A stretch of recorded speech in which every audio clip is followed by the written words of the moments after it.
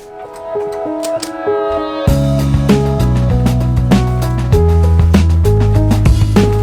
up, you guys? Today is a special day.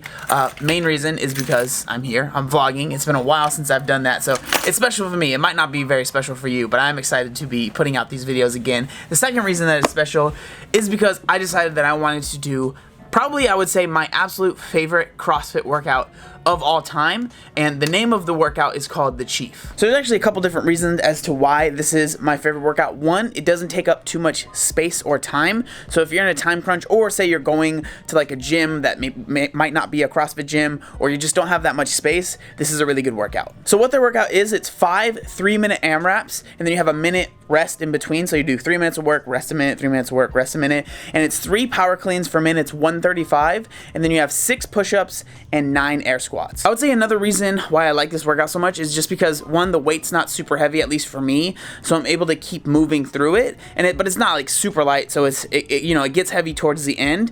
And then the second thing is that there's 2 other body weight movements, so again, you can just kind of keep working through it. So I just like it. It's a really good workout. You feel definitely exerted and exhausted at the end of it, and it just doesn't take up too much time or space, so I really like doing it. I've done it maybe 4 times before this, and I was driving to the gym today, and I was like thinking, what do I want to do? Because I got here a little bit later, so I'm not going to be able to do a class, so it's just going to be open gym. And then this workout came to my head. I was like, that's a good one. So let's get to it.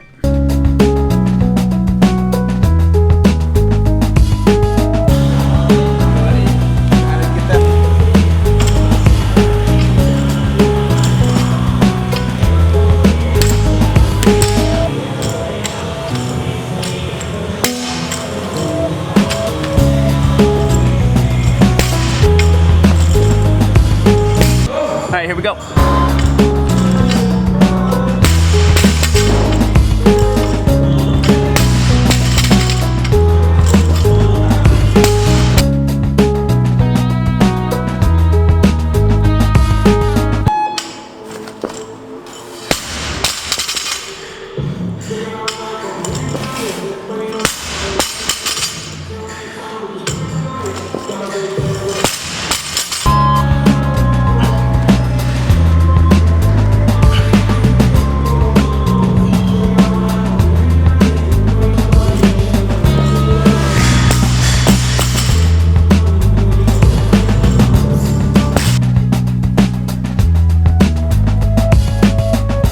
Alright, we're about to start the last round.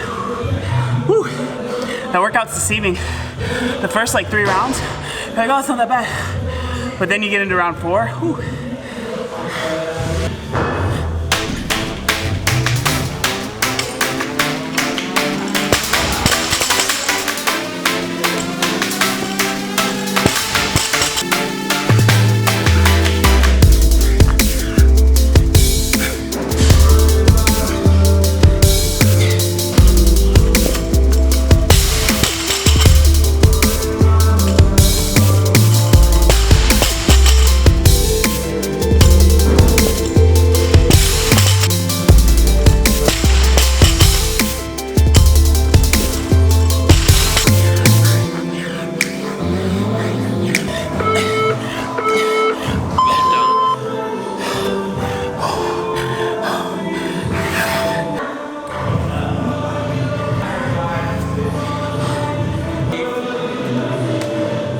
So I just counted all my rounds. I got 23 rounds.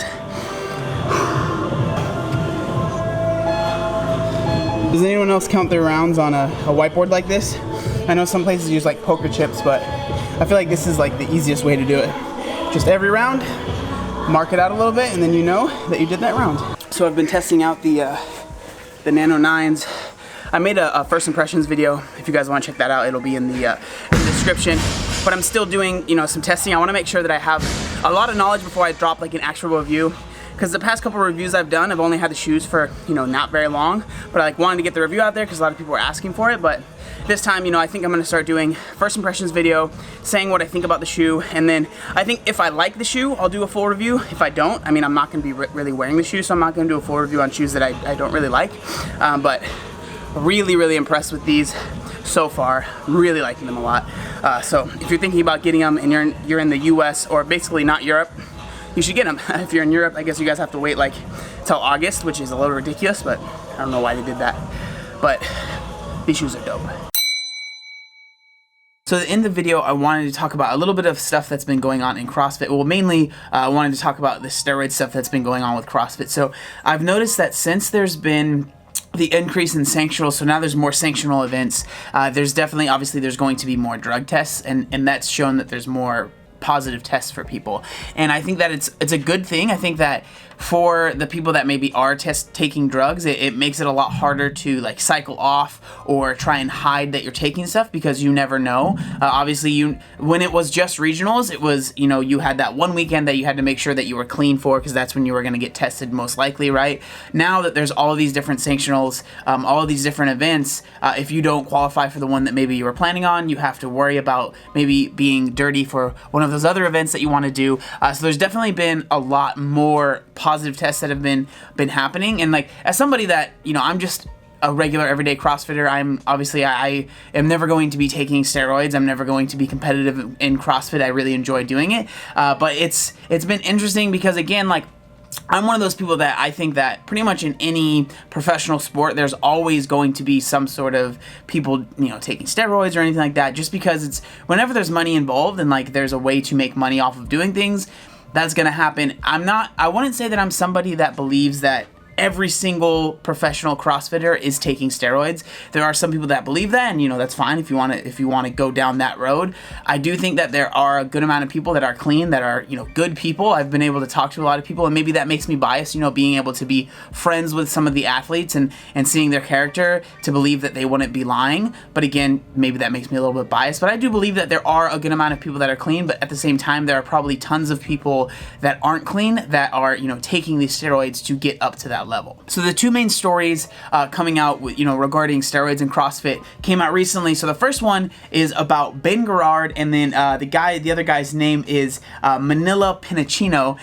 They actually tested positive at the Down Under CrossFit event, and the thing that's crazy is, so Ben Gerard is obviously Ricky Gerard's, he's his older brother, and if you guys don't know, Ricky Gerard, he placed third at the 2017 CrossFit Games, and then he ended up showing up that he was taking a banned substance, and he got, you know, he had to take his place away, and he was no longer third place, and then he got a 4-year ban. But apparently these guys were found to be taking the same exact thing that Ricky Gerard was taking that he was banned for. The substance that they were found taking is called Endurable.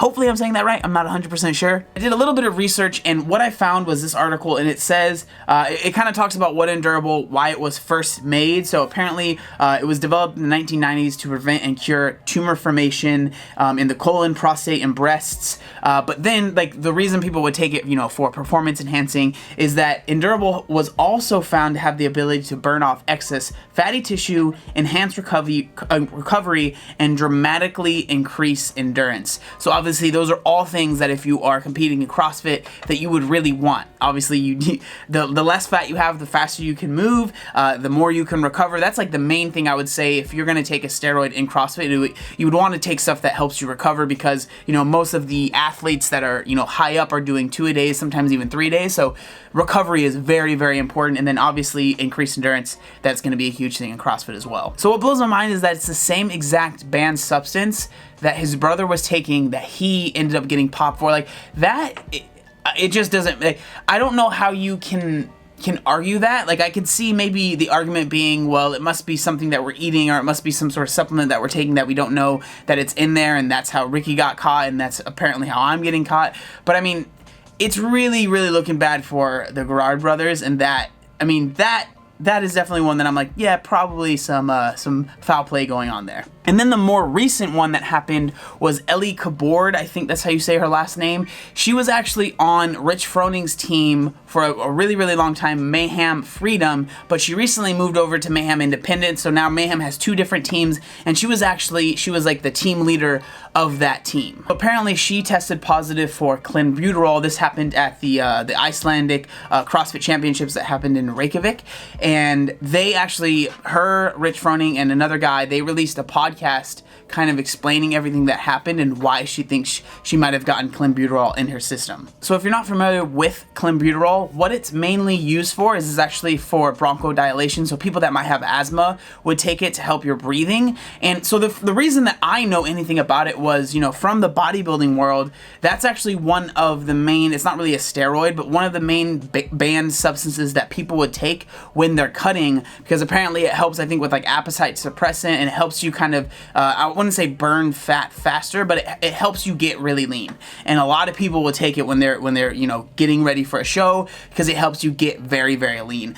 So obviously Ellie is saying that she didn't know that she took this. She never did it on purpose. Apparently it was like a really, really tiny amount, like 1/1,000,000th of a nanogram or something really, really small, that ended up being in her system when they tested her. And she obviously, you know, asked to get a 2-week extension so she could do some research on it. And apparently CrossFit said no, which doesn't surprise me. They're kind of like, you know, they have, if something happens, they're just like, nope, you're shut out. This is it. They don't have any second chances. So apparently she's getting like a lawyer and they're looking into it. It definitely seems a little bit more fishy. Like I would be more inclined to maybe believe her, just because, one, I don't see why somebody would really be taking clenbuterol for CrossFit.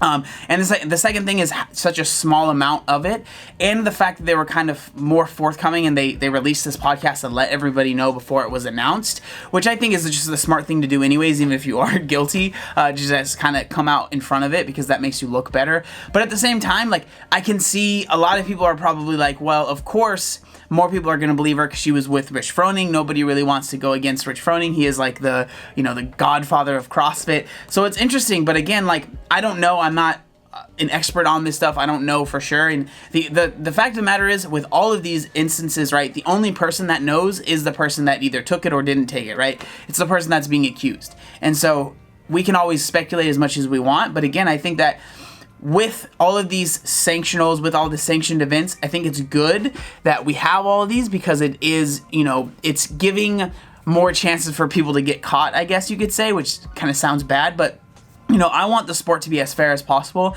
And I would, if I was somebody that was competing, that was not doing any sort of, you know, banned substance, I was completely clean, I would really want people that are cheating to be caught.